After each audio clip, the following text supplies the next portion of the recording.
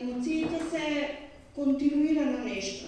Се јавуваат од детството, поминуваат и најмногу се развиваат во периодот на адолесценција, како што веќе кажа Даниела, тоа е еден бурен период кога емоциите буквално доживуваат еден интензивен развој, за да некаде во зрелоста, да речеме, да сметаме дека некои од емоциите сме ги исконтролирале, веќе сме ги поминале, сме ги доживеале и можеме да кажеме дека сме го постигнале тој еден стадиум на зрелост. Емоционалната свесност представува една способност на младиот човек, кој ќе се задржам на младите, да ги препознава емоциите кои што ги доживува кај себе, да ги препознава нивните интензитети и вариации и да ги препознава емоциите кај другите луѓе. Младите ги доживуваат многу интензивно емоциите. Реагираат интензивно и кога емоцијата реално нема толку голема, да речем, покритие за таквата емоционална реакција. Дел од тоа, да речеме, го наоѓам како објаснување и влијанието на социјалните медиуми и мрежите, социјалните мрежи. За едно дете да научи емоција и различни видови на емоции, треба да ги контактира индивидуите со емоциите. Бевме вклучени повеќе училишта од цела Македонија во една студија која што се реализира во 48 земји во светот и е еден значаен показател за тоа каква е состојбата со менталното здравје кај младите, кај нас. Ова се најнови резултати, значи минатата година се спроведуваше студијата, веќе 20 години се спроведува и во нашата земја. Јас ќе ги прочитам накратко дел од резултатите, затоа што мислам дека одговорите на прашањата што се добија и како се илустрација за состојбата на со менталното здравје кај младите, а таа е во голема мера поврзана и со емоциите. Например, има прашање какви психосоматски тегоби чувствуваат младите, значи се работи за деца на 13 и 15 годишна возраст, во текот на повеќе пати во неделата. Значи резултатите покажуваат дека 22% од хетеросексуалните млади покажуваат повеќе психосоматски тегоби истовремено. Ова зошто или како можеме да го поврзаме со емоциите, затоа што многу често се случува да не успевајќи да се справиме, не знаејќи да се справуваме со емоциите, ние како личности, значи психата и телото така функционираат, се развиваат психосоматски тегоби. Главоболки, болки во стомак, алергии, тешкоти во концентрација, напнатост и раздразливост. На истото прашање, дури 45% девојчиња пријавуваат, одговараат дека имаат повеќе психосоматски тегоби истовремено. Значи, ова може да значи дека скоро половина девојчиња во текот на една недела повеќе пати чувствуваат вакви симптоми. Во истата состојба е и со чувството на нервоза, значи околу 45% од девојчињата и 27% од момчињата. Раздразливост повеќе пати во неделата чувствуваат 30% од девојчињата и 12% од момчињата. Главоболки исто така 23% девојчиња, 10% момчиња.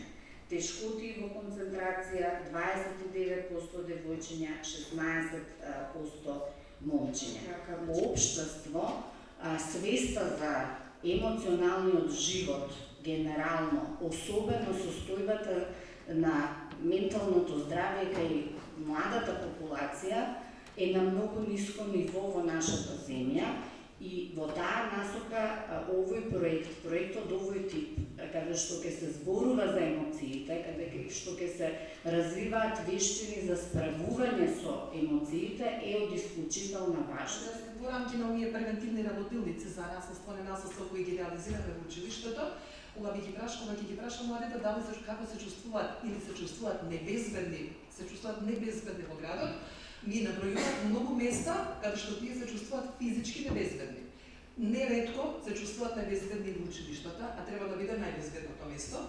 Не се чувствуваат безбедни на улиците на градот, не се чувствуваат безбедни дури некогаш не на местото кои што се наменети за јадење, да речеме за младите јавни места, ни во кафулињата, ниту во автобусите, па сериозно треба да се поставиме прашање како возрастни што правиме за безбедноста на нашите млади. Значи, врсничкото насилство е присутно во различни форми во рамки на физичката комуникација и средби меѓу младите, па исто така како што веќе поведе колешката е присутна во рамки и на вербалното насилство. Оно што комуникацијата со децата можам да кажам дека вербалното насилство веќе е толку присутно, по мое искуство, толку присутно меѓу младите, да младите веќе се навикнати на ова и во ред ситуации не го ни перцепираат и не го именуваат како вербално насилство. Од децата го научив терминот роустање, што уствари ми објаснива што значи дека е тоа ругање, како што едно дете убаво ми објасни, вика, па тоа знаете вие као вежбаш вилица со ругање, ми вика. Дека уствари тоа е некоја културна вештина која ја застапуваат младите, кој колку подобро ќе извреѓа и ќе биде вешт во ова ситуација, во оваа комуникација меѓу младите. Така да, мислам дека они, кои ќе ги прашам тука што е добро, што не е добро, и не умеат сосема добро да објаснат каде сето тоа не чини, бидејќи веќе толку се навикнати и се анестезирани како одбранбен механизам како да се справуваат во овие ситуации, бидејќи од оно искуство што јас имам, тука имаме доста колатерална штета и жртви во вид на и често пати безгласни жртви кои ако се пожалат, оставаат впечаток дека се ранливи, дека се некои лузери што не знаат да се снајдат. Имаме тука многу деца кои сведочат на цела оваа ситуација и неретко кога ќе ги прашам како можеш да дадеш до знање дека ова не е во ред да се направи, не се решаваат тоа да го направат, бидејќи и тие не се безбедни после тоа ако направат нешто во врска со ова. Кај се родителите во рамки на тоа како ги учиме децата да се однесуваат, се извинувам за малото време што ќе го споделам, за една сцена што ја видов во парк изминатиот викенд. Беше толку времето, таму имаше многу луѓе, имаше една група од мајка и три мали деца, ја би кажала на 6 години, 4 години и 2,5-3 години. Девојчето, што беше најмалецкото, во рака држеше едно совитливо гранче со лисја и во неколку наврати го плескаше најголемото со гранчето по лицето. Никој не реагираше на оваа ситуација. Она плесканото трепкаше, не побара помош, возрастната личност не кажа, чекај миличко, ова не треба да го правиш, нити беше искарано, така да ние имавме една ситуација, тоа дете утре ќе има нешто друго во раката и ќе направи нешто друго. Во оваа ситуација нова дете никој не го кажа, особено најповиканата возрастната личност, дека ова не го прави. Најверојатно родителите сведочат на вакви настани секојдневни во својот дом, воспитувачките во градинките, наставниците во основните училишта и накрај ние во некоја сублимирана форма веќе во средните училишта. Агресивноста. Многу психолози кажале дека е дел од човечката природа и си наоѓа начини како да се изрази. Па ние од најмали години и во различни социјални контексти се учиме на насилно однесување. Ајде да видиме сега значи каква ни е емоционалната компетентност во ваквите ситуации кога е присутно, да речеме, насилното однесување.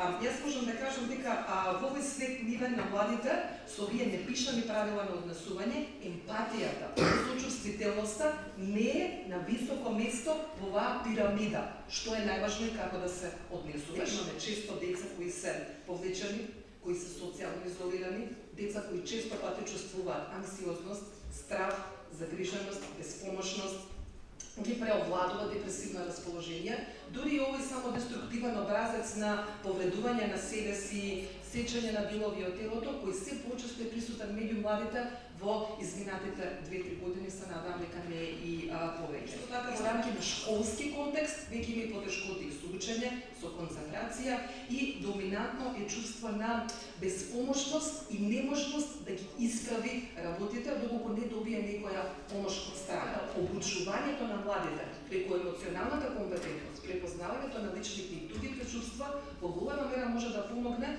да бидат поддршка младите за друг, да речеме, млад човек. Самосвесноста е позитивно поврзана со саморегулацијата на чувствата, со контролата на чувствата, со емпатијата и социјалните вештини.